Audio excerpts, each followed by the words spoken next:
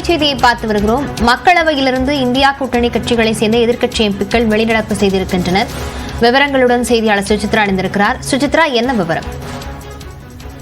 இந்தியாவுடைய மல்யுத்த வீராங்கனை ஒலிம்பிக் போட்டியிலிருந்து தகுதி நீக்கம் செய்யப்பட்டது தொடர்பாக மத்திய விளையாட்டுத்துறை அமைச்சர் மன்சுக் மாண்டவியா மக்களவையில் அறிக்கை தாக்கல் செய்தார். அவருடைய அறிக்கை மீது பேசுவதற்கு எதிர்க்கட்சிகளுக்கு அனுமதி வழங்க வேண்டும் என்ற ஒரு கோரிக்கை என்பது மன்சுக் மாண்டவியா பேசி முடித்தவுடன் வைக்கப்பட்ட நிலையில் அதற்கு மக்களவை சபாநாயகர் ஓம் பிர்லா எதிர்ப்பு தெரிவித்தார். அந்த எதிர்க்கட்சிகள் பேசுவதற்கு அனுமதி வழங்கப்படாது, மத்திய அமைச்சருடைய அறிக்கையுடன் இந்த விவகாரம் முடிகிறது என்ற ஒரு கருத்தை அவர் கூறிய நிலையில் கடுமையான அமளி என்பது மக்களவையில் ஏற்பட்டது. அதனால் இந்த பேசுவதற்கான மறுப்பு என்பது வழங்கப்பட்ட நிலையில் அதற்கு எதிர்ப்பு தெரிவித்து இந்தியா கூட்டணி வெளிநடப்பு செய்திருக்கிறார்கள்.